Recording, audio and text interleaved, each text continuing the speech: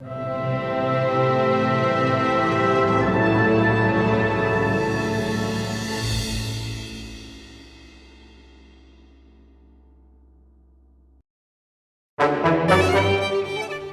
I'm Ted Faye, and I like finding history. It can be in a museum, a hotel, a park, inside or outside, in a church, a house, a store, and of course old buildings and even ghost towns. Wherever there were people, they made history. So I've set out to find those cool places and things that have a great past. Just think of me as your history delivery guy, who brings you new and fresh servings of history to go. In this series of episodes, we follow the last great American gold rush. From 1900 to 1913, it stretched from Tonopah, Nevada to Death Valley. In 1904, gold discovered in a rock resembling a bullfrog started the Bullfrog Mining District. Its heart was Beatty, Nevada, a supply town for miners then, and for travelers today. This is the Beatty Museum. It's right here on 374 on your way to Death Valley. It's one of the coolest places in all of Nevada. In fact, inside there are relics and artifacts that give us a clue as to what life was like here. So let's go on in and see what discoveries we can make. This is the Beatty Museum, and I'm here with Nicole Altman. You said there were some really interesting objects here. There are a lot of interesting artifacts that truly show you what it was like in the past. So, what do we have here, Nicole? This is a dry washer, Ted. It was used to take your ore and it separates it from the bigger pieces into the fines. And the fines is where your gold is going to be. So you can get rid of the debris, save the riches. It's small. Why is it so small? This way, Ted, when you had only a burro and yourself, you could pack it on your burro. This was a little portable. So you could take it with you, pack it on your burro, Right. Head out to the hills, Yep. and get your gold, Yeah.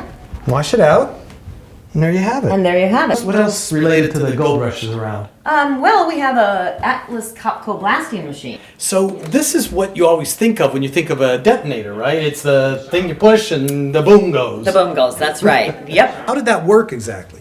Well, you would run wires from that machine to your charge, which was already placed strategically in the rocks that had been drilled. The man would stand back and push down. I always think of it in the cartoons. I've noticed while we were here, there are folks here enjoying the museum. Wonder if they talk to us. Well, they just might. See if we can get them to talk to us. Some visitors came into the museum just now, and I want you to tell us your name. My name's Ken Lamson.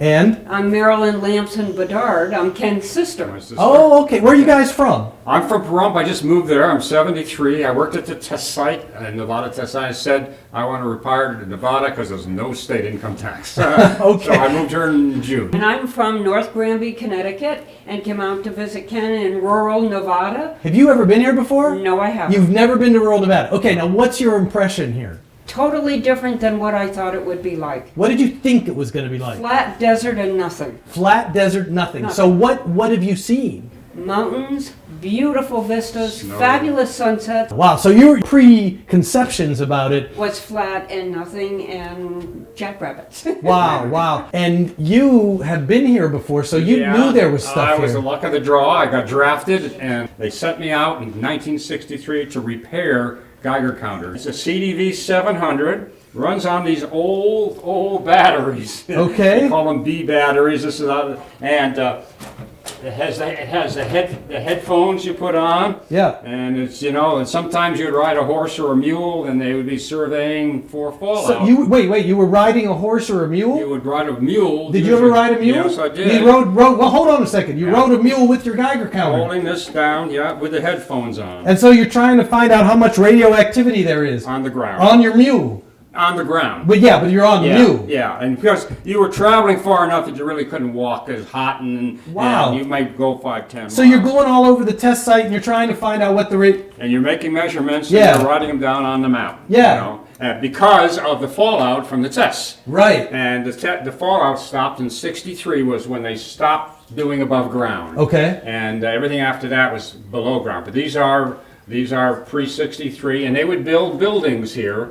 They would build banks and houses and blow them up with the atomic bomb to see the effects on the buildings. And so did you go to where those buildings Yes. were? You went to where the buildings Right. were, and you'd take your little Geiger counter and see what the Exactly. radioactivity And was. the interesting thing was the explosion didn't damage the building. It was the suction after the Wow. explosion. So the buildings would get sucked in instead of exploding out. So they would, and then they'd fall. Wow. And it's really a part of this region of Nevada's history. Right. I mean, people, from what I understand, used to sit out and watch the plumes, right? Yes, they used would to watch even do the- that in Vegas. They would take a lawn chair, go up on the top of the casinos and sit around the pool because they knew when the shot was going to be, and they'd sit back and they'd watch this mushroom cloud from 100 miles away. That's about how far Las Vegas is Right. from the test site. How soon after the blast did they send you out on your mule? Oh, years. Years. Yeah. This was years Yeah, after the yeah, blast. Yeah, I was characterizing the area.